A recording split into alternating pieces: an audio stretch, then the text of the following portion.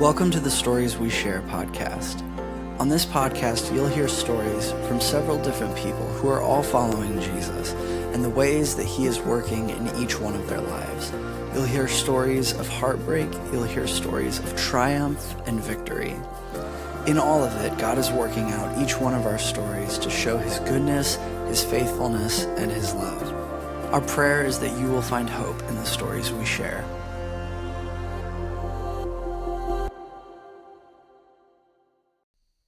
Church family, I want to welcome you to our monthly podcast, the Stories Podcast, the stories of God's faithfulness and testimonies from our church and stories of leadership as well. And we believe that God's story in and through us connects with the human heart. And I know today will be no different as I invite on one of our own here at CCC and also a friend, Damon Givens, and incredible story of God's faithfulness with his young family and what God has been doing in and through the Givens family with Damon and Whitney and their two young ones. And Damon, just wanted to welcome you to the podcast and have you share with our listeners a little bit about you and where you grew up and family and the whole bit. Go for it. Yeah, thanks so much for having me, Ked. I was inspired actually by listening to the first podcast. Jason Seiler did an excellent job, and Jason and I are friends, and I thought, I've got a story that I feel like people should hear as well. So yeah, glad to be here and share that story. So a little bit about me. I'm glad you say young family. Just turned 40. My wife's right behind me in that. We have two young kids. We've got 12-year-old Henry and then a 1-year-old girl, Holly, who has changed our life dramatically in the past year. So that's been a real blessing. So Whitney and I grew up in Ross County, just east of Dayton, where we live now. We grew up about 25 miles apart from one another, but really didn't meet until we were both graduating high school. Nice. And we met on a blind date, of all things. Very good. Through a mutual Which one of your friends or one of her friends that set that up? It was a mutual friend. So Okay. She knew this friend through some Bible study, but this friend actually went to school with me. That's great. So she said for months and months, "Oh, you've got to meet this other person," and we kept saying, "Okay, that sounds great." At the time, we weren't dating others, and finally, we said, "Hey, we just need to reach out to each other. We need to bypass this friend, and let's get things moving." So we reached out to one another, met for lunch, and the rest is history. We spent that whole day together, and then both graduated high school, went to different colleges, but we still saw each other every weekend, and got married right after college and moved out to Indiana, to the great Hoosier state. Yeah. I knew I liked you even more than I ever thought. Where were you living at in Indiana? So down in the Evansville area. In Evansville. Yeah, okay. That's where my work took us. So I was working as an engineer for a chemical company, and it was a great place to get life started. We were both from the farmlands of Southern Ohio, and not used to living in the city. So we started out in an apartment and then lived on the edge of town, and but it was nice. We got about 5 hours away from family, and really started our life together. So this was married and then went down, or were you guys pretty quick after you were in town? You didn't know anybody, and it was bang bang. We got married. Yeah. We went on our honeymoon for 7-10 days, and then we moved out there. That's crazy. So it was a very busy season of life for sure. So Nat and I mean, we got married and went to Orlando. We got home from our honeymoon and we were off within a week. Yeah. And very similar in that way. Tell me about your growing up days, a little bit about your family, siblings, and your mom and dad. Yeah. So I have two brothers. I have an identical twin brother. So and he looks and still looks a lot like me today. We're a lot alike in so many ways. And then I have an older brother who's 4 years older than me. Okay. And we were rowdy growing up. But my parents somehow put up with 3 boys, raising 3 boys. I tell them all of the time these days, because I'm just raising 2 children. Yeah. How did you do it and keep your sanity? Yeah. That's right. I'm going to have to get them to write me a book on just give me some tips on how to raise boys. Sure. It is crazy once in a while. That's for sure. Tell me too, Damon, about just church background, what you remember growing up, and when you came to Christ. Yeah. So that's a unique story. I grew up Catholic. My parents have always been Catholic, raised us in the Catholic Church. Did First Communion, First Confession, Confirmation, all of the steps, I guess, that a good Catholic boy would normally do. And that was a season of life that was different than where I'm at now. Sure. I think it's much more structured. It was good for me at that time. And then I met Whitney, and not to say she just, meeting her and her family caused me to see a different perspective. Sure. So she and I were doing double duty almost every weekend through college, and even after we got married, we would sometimes do Catholic church on Saturday, go to mass, and then Sundays we would go to one, usually United Methodist, and we got to learn a lot about each other. Sure. And we did that for a long time. And then when we moved to Dayton, we actually came to a contemporary service that, you were the pastor there, and we fell in love with it. And we thought, this feels like home. And then when you came to Centerville Community Church, we really started to question, do we have, any loyalty or allegiance to, some denomination or building even, or really, do we follow somebody who is speaking to us, who God is speaking to us through. And so that's why we're here today, and it's been a great journey. Cool. I bet was it 2014, 2015? What year would that have been? Yeah, it would have been 2014. I was going to say, I think it's been every bit of 10 years that I've known, 10 years plus knowing you and Whitney, which is awesome. Tell me what you all do for work, what you and Whitney are up to these days. Yeah, so I went to college at Ohio University for mechanical engineering, and worked in a chemical plant for many years. And when we moved to Dayton, I joined Cargill, which is typically thought of as an ag company, but still more chemical, like a processing company. Sure. And it's been great to me. Really good company culture. I think it's more laid back than previous employers, and it's a good fit for me. Yeah. Whitney is working for Kedrick Health. She started out working for Premier when we moved to the area, and then actually after my whole health scare, Kedrick really entered our lives pretty big, and so she crossed the fence, so to speak, and joined Kedrick. That's awesome, man. You just heard, listeners. I met Damon and Whitney 10 plus years ago when I was at a previous church, and I feel like one of the very first times I'd actually ever talked with you was a part of the story that you're about to share. And I'll never forget walking into what was then Southview, I believe Southview Hospital over here. And I had no idea you had a twin brother. And so I knew what you looked like. I for sure knew what you looked like because I'd met you.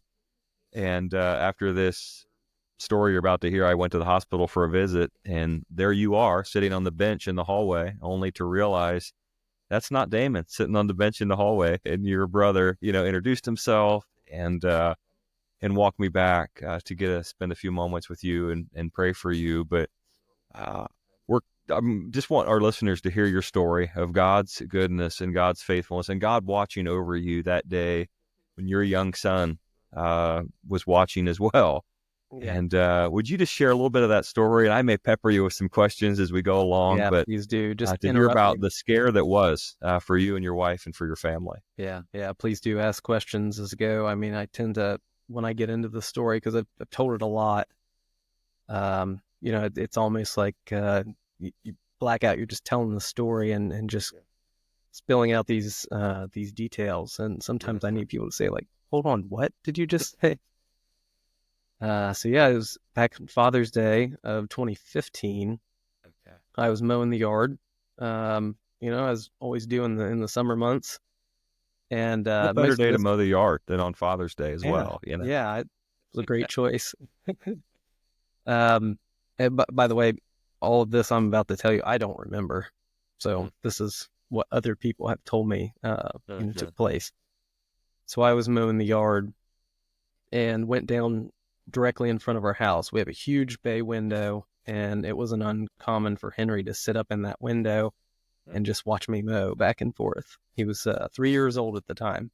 Okay. So, very mobile, very verbal, but, he didn't understand what he was about to see. So he saw me fall down, walking behind the mower. So it was just a push mower. Mm-hmm. And he went and told my wife, Daddy did something. And of course, that didn't alarm her at the time. Sure. But when she got to the window, she saw that I was face down in the yard. So she, I believe, ran out to me. I can't remember if she went, got the phone first, or came to me first, but she turned me over, found that I was, blue, vomited. It was not a pretty scene. Mm-hmm. Not the, when you see your loved one like that. I don't know how she kept it together. Quite honestly, when she talks about it to other people and she tells me about it, my heart starts racing, and Yes, just a flood of emotions, and how she kept a clear head, because if it wasn't for her actions, her response to the situation, I wouldn't be here.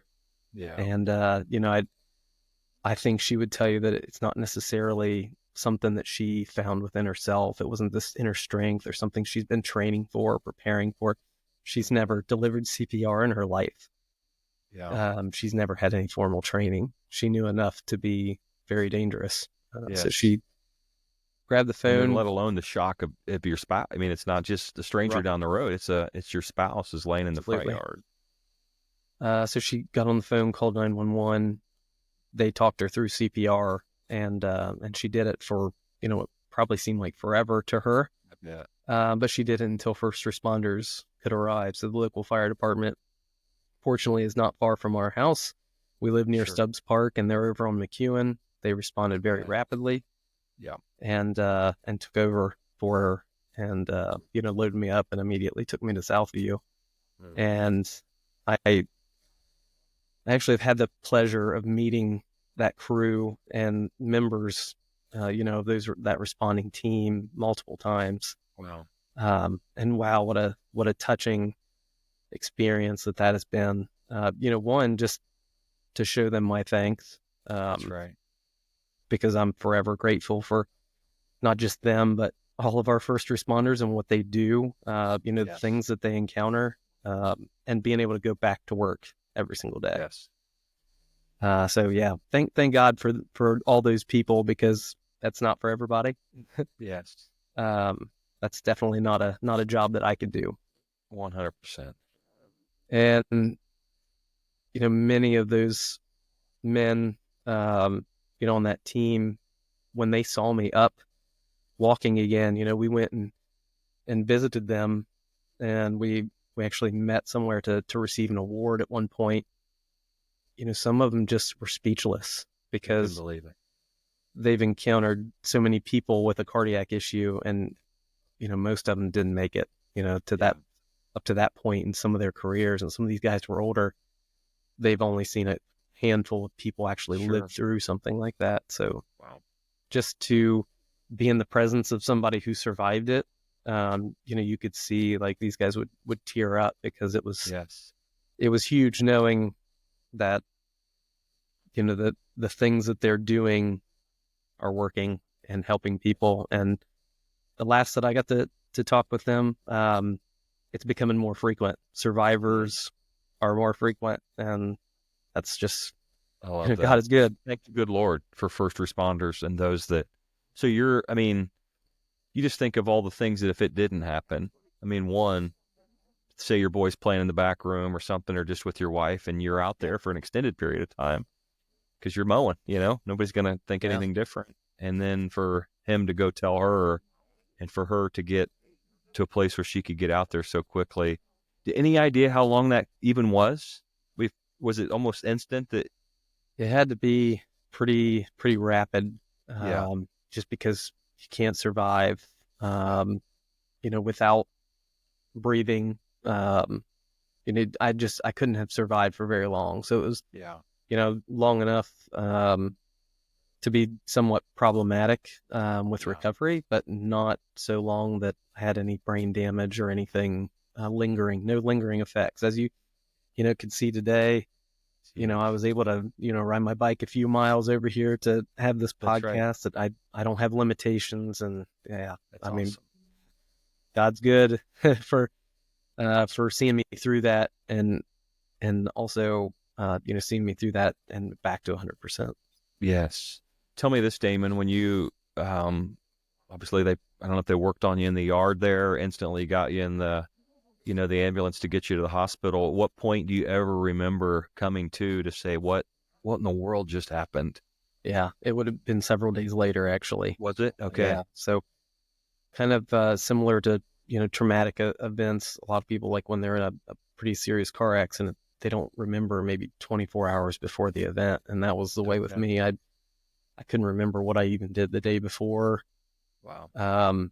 So yeah, it was kind of fuzzy. And then as I, saw pictures from the day before and people described events, then it started to come back to me. Sure. But I really couldn't remember it on my own.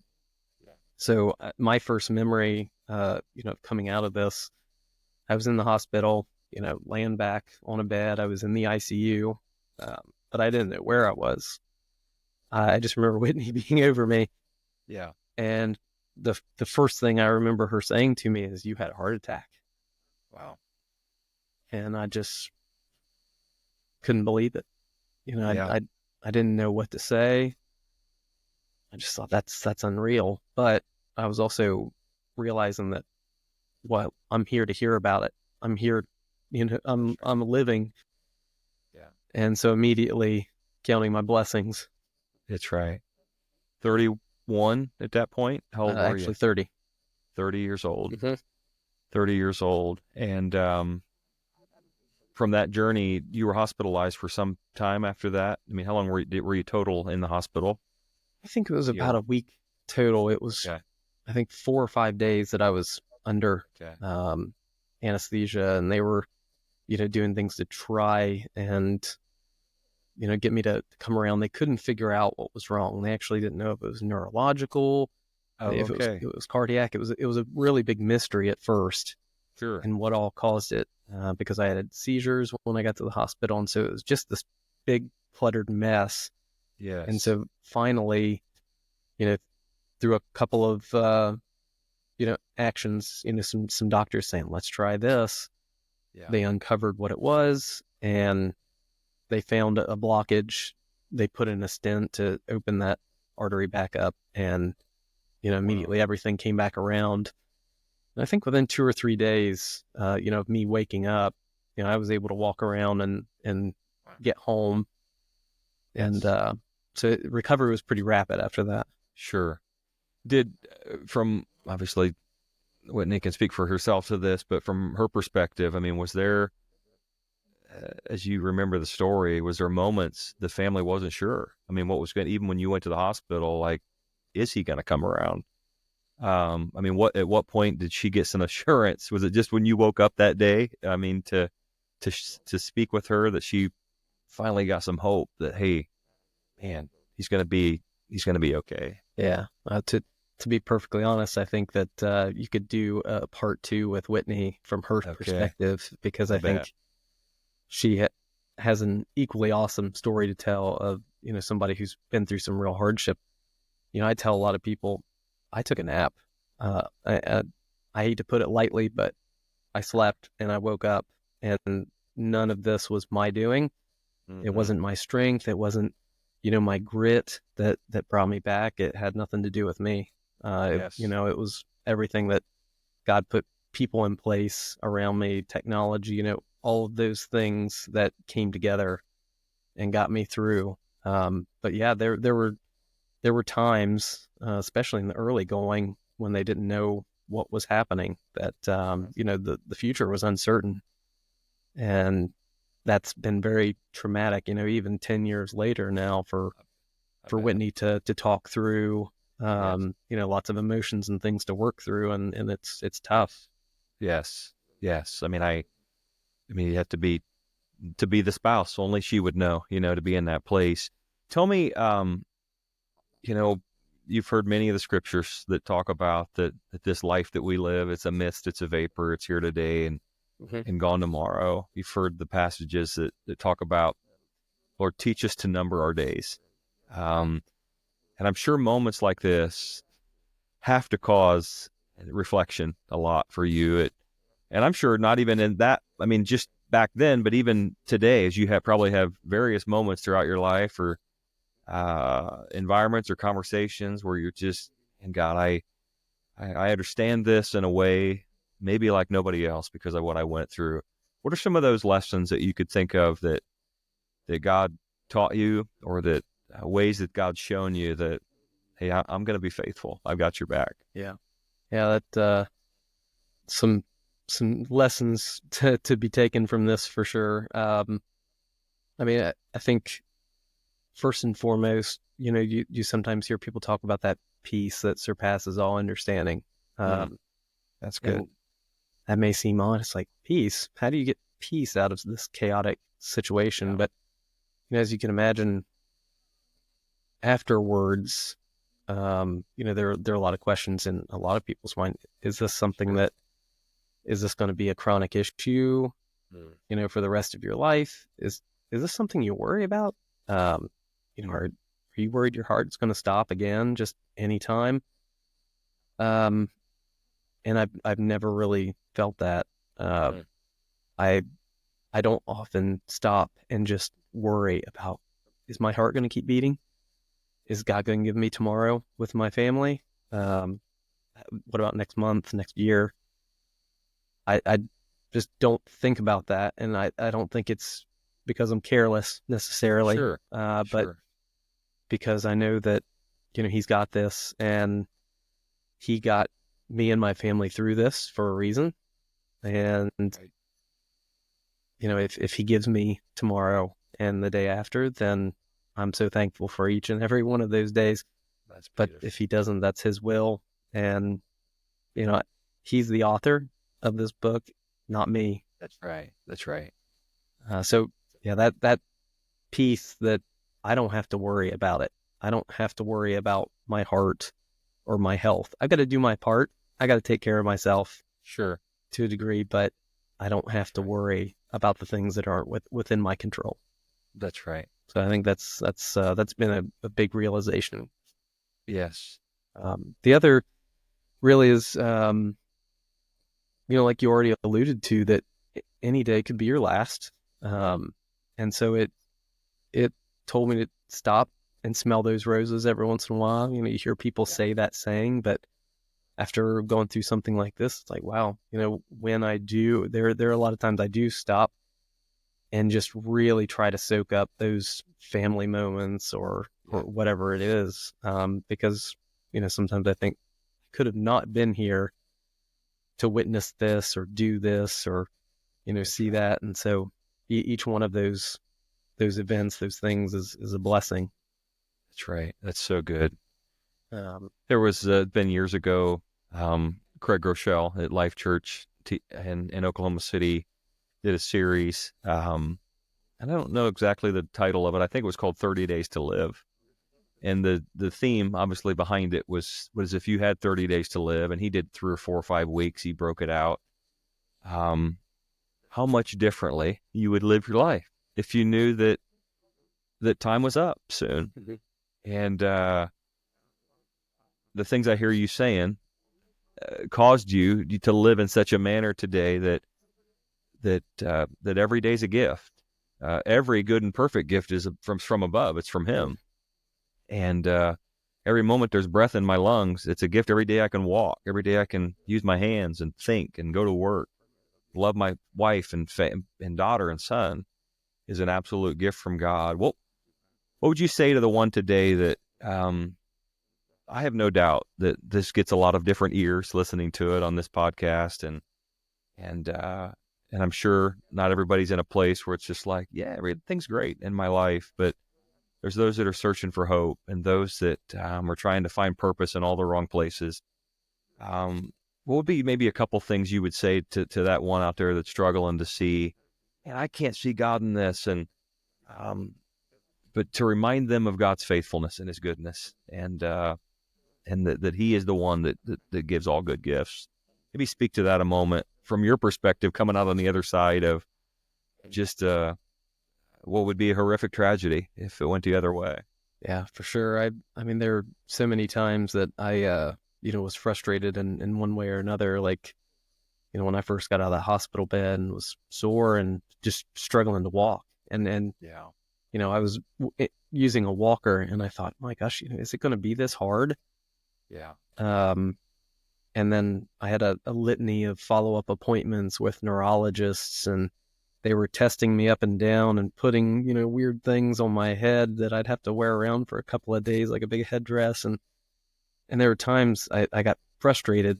Yes. But then I would remember really quickly that I'm here, having to endure that, and, just being, just still existing is a blessing. And yeah, these things are frustrating in the moment, but it will pass.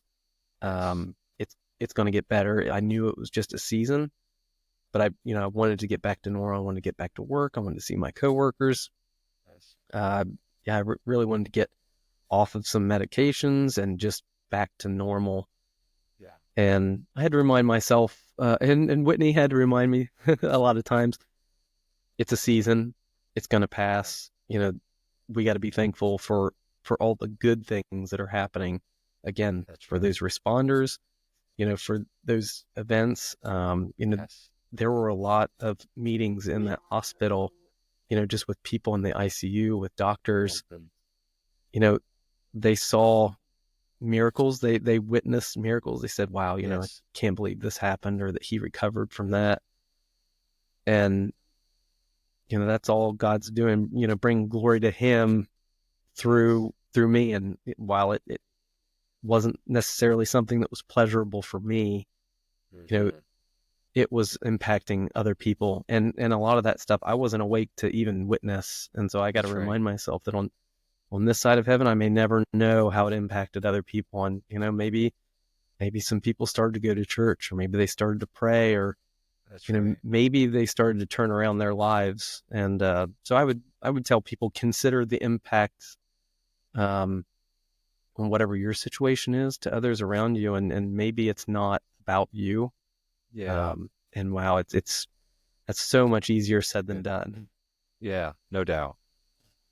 But I would also, it gives you that picture of like living for a purpose. You know what I mean? Like, God's given us a purpose. He's given us a mission in this life to carry out, and for us to maybe mope around or sit and waller in what we don't have or what we wish we could be doing, instead of being thankful for what God has already done. I hear you saying, I remember the old song, count your blessings, name them one by one, count your many blessings, name them 3 in 1. I don't know how it actually goes, but that's so true. God has blessed me over and over and over again. He's blessed you and your family over and over and over again. And yet we can still just take this life and this breath that's in our lungs for granted. And no, God, we want to be that living sacrifice back to you because of all that you've already done for us. Yeah, well and said. Wanted you to share just for a moment, your sweet little girl, just I think, is she 1 already? Just turned 1 on the 29th. That's wild. Of September. That's unbelievable. Time flies is what it does. It does. And speak to a moment. You think too, like, we wouldn't have her if I'm not here. Yeah. And you think, God, thank you for that. And tell us a little bit about, because many of our listeners may not know your story of you and your Whitney's sweet little girl that came a year ago. Yeah. And man, it's my pleasure to be able to tell it, to talk about her. It's been such a blessing. So yeah, we're just now at a year with Holly. So, would have been, almost 2 years ago, that we found out we were pregnant. And, it was not necessarily in Whitney's and I's plan. We had an 11-year-old son at that point, and I still remember I was traveling for work. Whitney calls me and she says, "Are you alone?" And I said, "No, I'm in a room full of people." She said, "Okay, walk out." Oh, man. And she told me, and I just was, knocked over.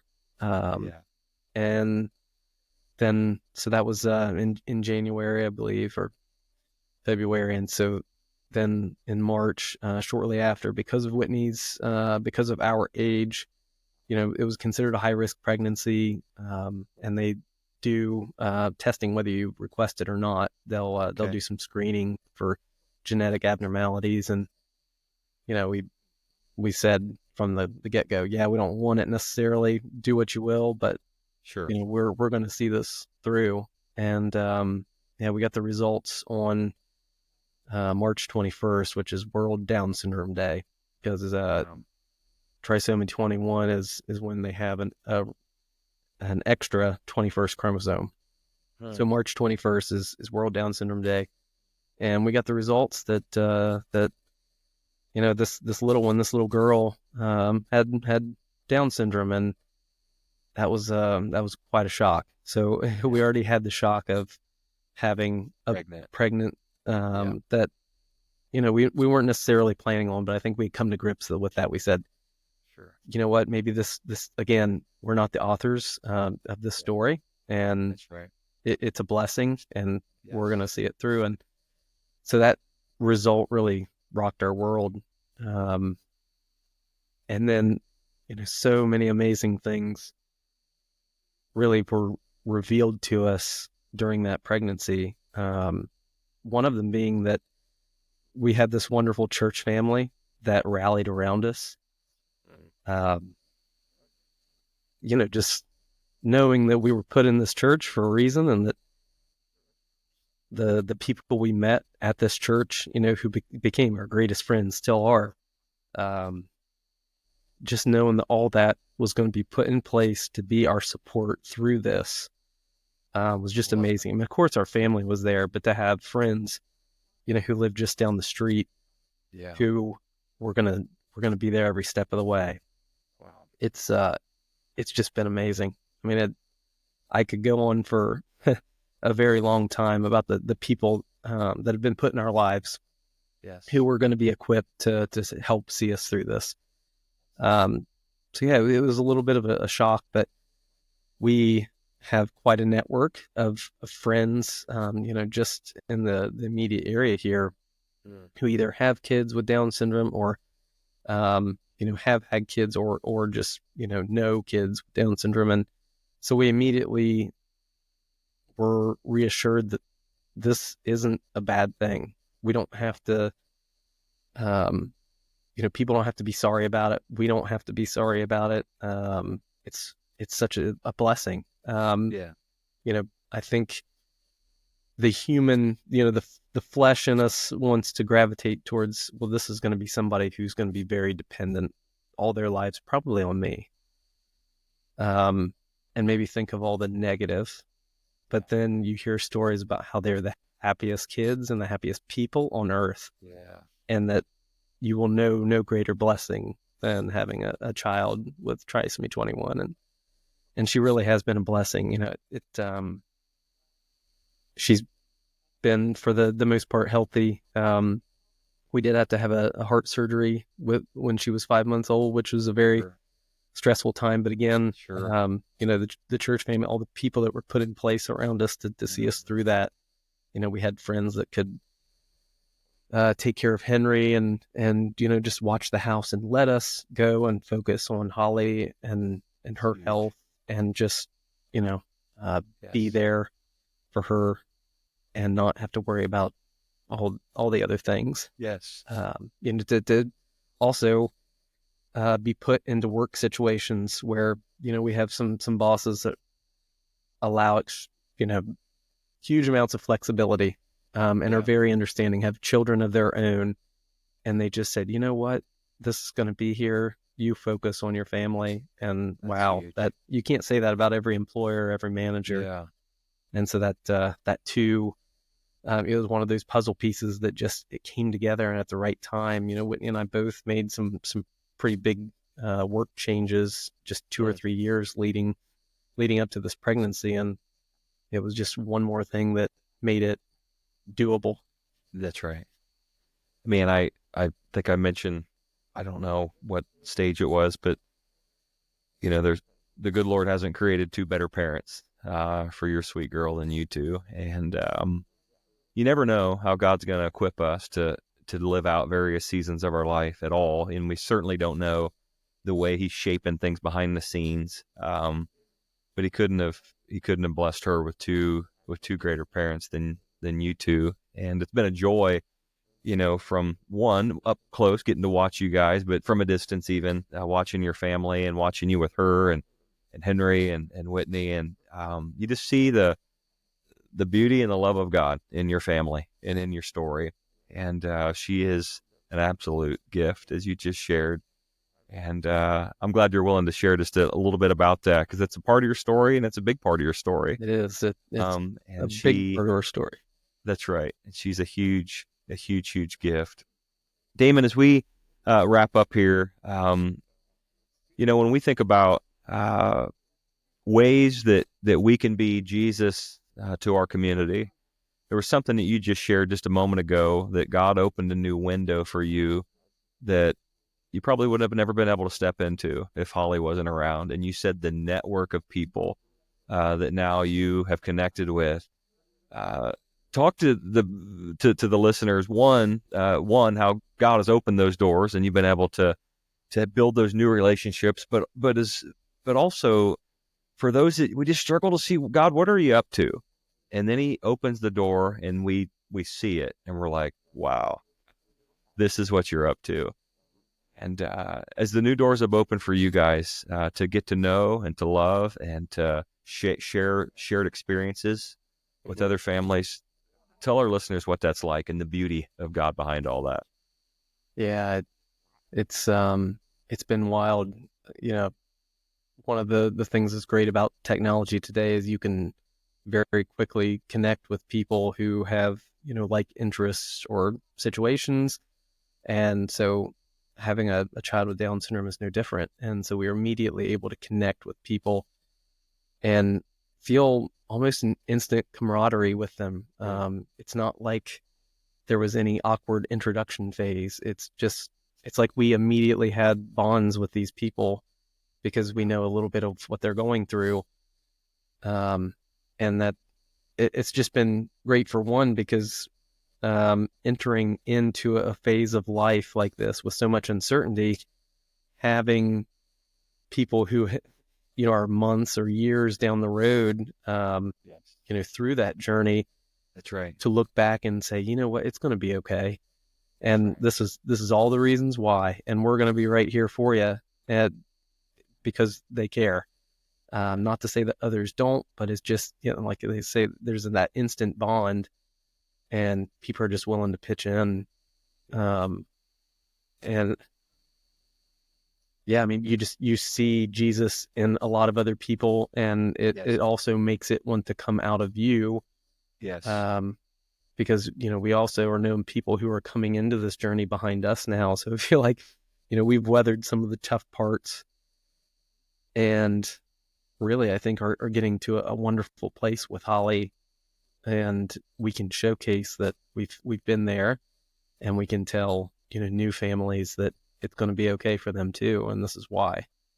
And we can also share that testimony of our church family, of our friends, of those, those puzzle pieces I mentioned coming together to just making so many things happen, and just to see us through, that challenging season. It's just been really neat to see, the curtain has been pulled back to a degree on all of these things that have been coming together ever since we, came to Dayton. And before that, it's just all of these pieces of our journey, leading to this. And now it just got to make you wonder, well, now what? Where is this all headed? Because I can see what has come together to get us here, but now what lies before us with Holly, and who else is she going to bless? What I am constantly reminding myself of a quote that you share, in sermons all of the time. And it's, your greatest contribution might not be anything you do. It might be who you raise, and it might be Holly. That's right. And I don't know how. That's maybe not for us to know. Yeah. There are a lot of, a lot of those that came before us that they didn't have a big part to play, but they raised somebody who had a big part to play. That's right. That's so beautiful. I wanted to share a verse that comes across my mind about that same truth you just shared, that God will walk us through life's journey, and we will have experiences, maybe shared experiences with other people. Maybe it's even bad things, but we walk through that journey. He sees us through the other side, so then we can be that comfort to somebody else in their time of need. And I want to share that passage to you. I'm going to look it up real quick. And it's just a powerful verse that you just shared a great word about, and probably didn't even know you were talking about it. But I want to read the New Living Translation right here. It says, "He comforts us in all of our troubles so that we can comfort others. When they are troubled, we will be able to give them the same comfort God has given us." And so the whole point of this entire podcast is for us to share our story.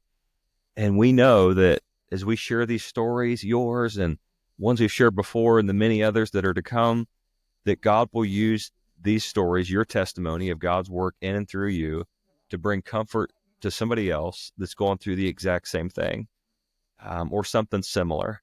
And we say all the time, that's the value of sharing your story. Sometimes we get fearful of, I don't know if I can share my story, maybe it's not as colorful as somebody else's, nobody's going to like it. Or, my story is colorful and I don't even know if I can share these things. I would argue it's God's story in and through you.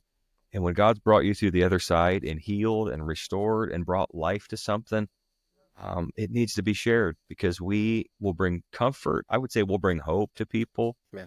And I have no doubt you being willing to share today about a Father's Day mowing fall that turned into a pretty big deal. And your beautiful daughter that you just shared about is going to connect with hearts. And so thank you for being willing to do that.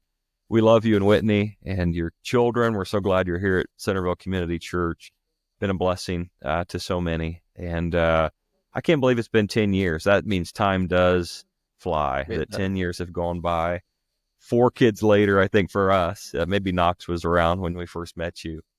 And it's just cool to see how God brings different people's lives together in different seasons. And we never know what he's going to do with it. Absolutely. That's for sure. So it's been a pleasure.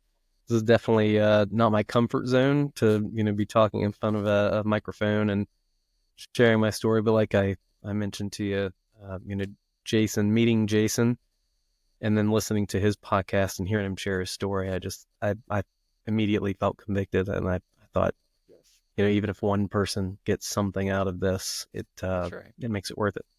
That's huge. Hey man, thanks for doing this today. I know you got, a 3-mile bike ride home. I'll get in my car while you're sweating. You're actually going to do the workout. I'll just be in my car with the air conditioner here in a minute. And thanks for joining us today. And listeners, we'll be back next month as we'll have another story of God's faithfulness and goodness in the lives of his people, not only here in this church, but beyond. So thanks for listening today, and God bless and have a great day.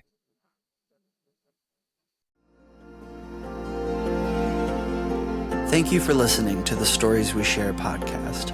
The Stories We Share is a ministry of Centerville Community Church and is recorded by our lead pastor, Kedrick. If you have a story that you would like to share, we would love to hear it. Please reach out to us at office@centervillecommunity.org. And be sure to follow us on all of our socials. You can find us pretty much anywhere at Centerville Community. And we'll see you next time on The Stories We Share.